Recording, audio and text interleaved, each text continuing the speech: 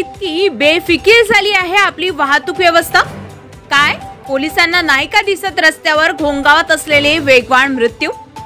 काय निष्पाप जीव असाच रस्त्यावर तडफडत मरत राहणार का? कधी होणार या अज्ञात वाहन चालकांना आळा? नागपूर जिल्ह्यातील रामटेक तालुका पुन्हा एकदा हादरलाय, कारण शिरपूर शिवारामध्ये बुधवारी सायंकाळी घडलेल्या अपघातात केवळ 19 वर्षाच्या तरुणीचा मृत्यू झालाय. होय, तमन्ना गंगाधर नगराळे, भेंडाळा तालुका मौदा येथील रहिवासी जीवनाची फक्त सुरुवात करत असताना मृत्यूच्या जबड्यात सापडली. सायंकाळी 6:30च्या सुमारास तमन्ना तिचा चुलत भाऊ निशांत ढोरे आणि बहीण पलक ढोरेंसोबत रामटेकहून भंडाऱ्याकडे जात होती.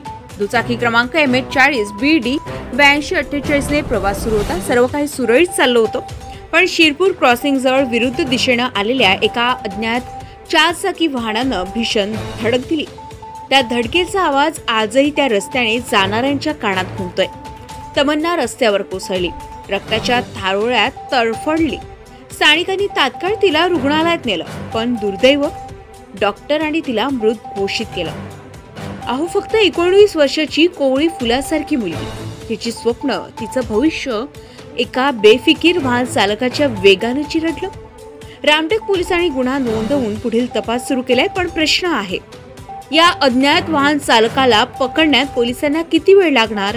रस्त्यावर दिवस रात्र फिरणाऱ्या वेगवान वाहनांना रोखण्यासाठी ठोस उपाय का होत नाही?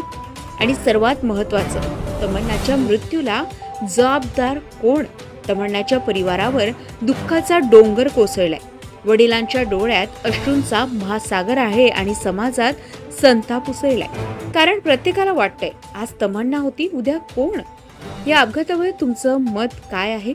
अशा बेफिकीर वाहन चालकांना कठोर शिक्षा व्हावी असं तुम्हाला वाटतं का? कमेंटमध्ये आपले मत नक्की लिहा. तमन्नाला न्याय मिळाला पाहिजे. महाराष्ट्र 24 न्यूज करता पंकज चौधरी, रामटेक, नागपूर.